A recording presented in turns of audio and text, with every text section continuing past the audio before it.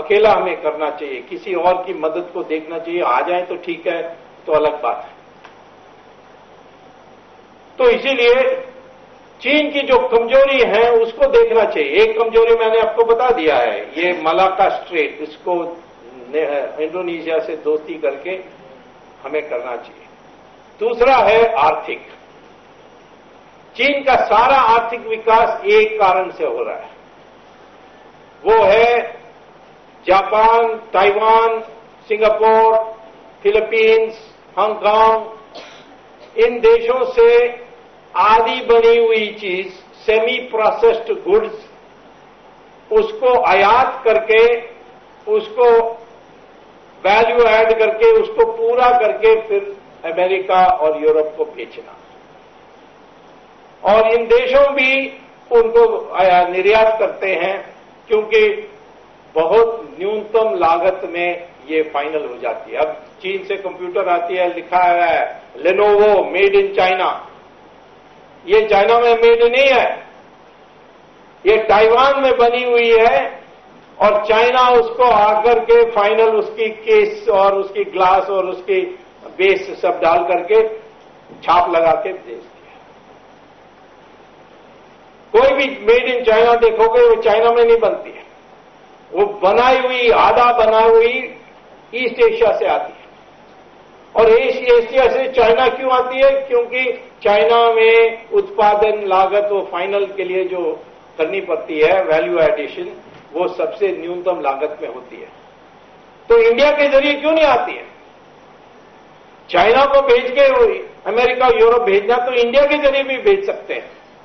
और ये देश सारे अमेरिका के साथ हैं देश, जापान अमेरिका के साथ है, ताइवान अमेरिका के साथ है, फिलीपींस अमेरिका के साथ है, सिंगापुर अमेरिका के साथ है। तो ये अमेरिका से कहिए कि ये यहां चीन के जरिए जाने के बजाय हमारे देश के जरिए उसको भेजिए, क्यों नहीं कर सकते? क्योंकि ये सब कहते हैं यहां सड़क ठीक से नहीं है, यहां बिजली ठीक नहीं है, यहां इंफ्रास्ट्रक्चर ठीक नहीं है, यहां आएंगे तो हमें 1000 फॉर्म भरने होते हैं, फिर मिनिस्टर को रिश्वत देने होते हैं। चीन एक बार हां कहेगी तो सब ऑटोमेटिक हो जाती है। तो इसीलिए हम चीन जाते हैं। जिस दिन आप अपने इंफ्रास्ट्रक्चर को सुधार देंगे और अपने रेगुलेशंस को, यहां ऑक्ट्रॉय लगी हुई है, उससे सब विदेशी कंपनी सब तो डरते हैं।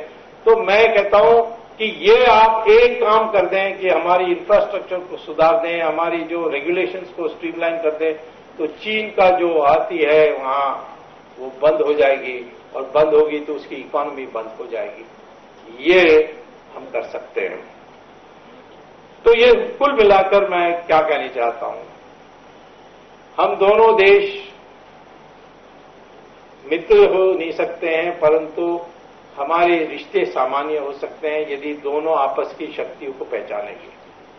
आज चीन समझता है कि हम दुर्बल हैं और हमारे पास कोई मित्र नहीं है। हमें अपने को दिखाना है कि हम अपने पांव पर खड़े हो सकते हैं और चीन की भला भी कर सकते हैं, नुकसान भी कर सकते हैं। चीन को डर है कि कल अमेरिका के साथ युद्ध हो जाए ताइवान पर, तो क्या अमेरिका को हम हिंदुस्तान के रास्ते से तिब्बत जाने के लिए अनुमति देंगे? यदि चीन के पास ये समझौता हो जाए कि आपका और अमेरिका की युद्ध होगी, जैसे मोरारजी देसाई ने कहा आपकी और सोवियत यूनियन की युद्ध होगी, तो हम बीच में नहीं आएंगे, कोई मदद नहीं करेंगे सोवियत यूनियन को। वैसे ही हम कहें उनको कि यदि आप हमारे प्रति आपकी अच्छी भावना रहेगी तो हम भी, अमेरिका के साथ आपकी युद्ध आएगी तो हम उसको कोई मदद नहीं करने वाले हैं। इस तरीके के बातों को ढूंढ करके हमें चीन के साथ संबंध बनाने रखनी चाहिए। पाकिस्तान से चीन को छुड़वाने से हमारी राष्ट्रीय सुरक्षा की जो क्षमता है 4 गुना 5 गुना बढ़ जाएगी। तो इसीलिए चीन से बातचीत करना अनिवार्य है, जरूरी है। लेकिन चीन की क्षमता है, उसकी मुकाबला करते रहना चाहिए। ये है रास्ता। बढ़ती हुई चीन की शक्ति को मुकाबला हम कर सकते हैं, हमारी पास साधन है, हमारी पास क्षमता है। हमें उस पर ध्यान देने से यदि राष्ट्र में एक निर्णय हो जाए कि कुछ भी हो डिफेंस में हम 6% से कम नहीं खर्च करेंगे, उसके लिए जो त्याग करने के लिए तैयार हैं, ये एक तरफ, और दूसरे तरफ हमारी विदेश नीति के जरिए चीन के साथ बात करते रहे और उनको समझाते रहे, उनको बताते रहे, उनको धमकी भी दें। हमारी संस्कृत में कहते हैं साम दाम भेद दंड, ये चारों का उपयोग करके चीन को अपने रास्ते में ला करके, जैसे इतिहास में हम मैत्रीपूर्ण व्यवहार के साथ एक शांति वातावरण में हजारों साल से 3000 साल से रहे, वैसे दोबारा भविष्य में चीन और अमेरिका इंडिया एक साथ काम कर सकेगी तो दुनिया में कोई ताकत नहीं है जो हमारे अमान्य कर सके। ये हमने अभी कोपेनहेगन में देखा, जब एनवायरनमेंट की कॉन्फ्रेंस हुई, दोनों इंडिया और चाइना एक साथ काम की तो दुनिया को झुकना पड़ा। वैसे ही हमें जरूर अपने आंख खोल करके, आंख बंद करके नहीं, भावना में नहीं, परंतु क्षमता को ध्यान में रखते हुए अपनी शक्ति बढ़ाते बढ़ाते ऐसे सामान्य स्थिति चीन के साथ बनानी चाहिए जिसमें हमें भी लाभ हो, उनको भी लाभ हो, और उसमें दोनों मिलकर के दुनिया में हावी हो सके। ये हमारा नीति होनी चाहिए, और उस नीति को आज हम नहीं कर रहे हैं। आज हम शॉर्टकट ढूंढ रहे हैं, कभी अमेरिका की मदद सोच रहे हैं, कभी हम अपने जो दिल के अंदर डर है उसको प्रकट कर रहे हैं, लेकिन जो ठोस कदम उठानी चाहिए वो हम नहीं उठा रहे हैं। यही हमारी कमजोरी है। चीन की बढ़ती हुई शक्ति में एक ही चुनौती है, हमारी मंशा, उस मंशा को कैसे सुधारे, और यही है, और कुछ बाकी नहीं है।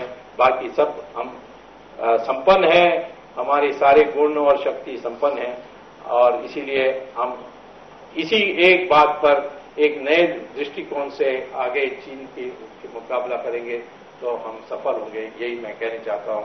धन्यवाद और नमस्कार।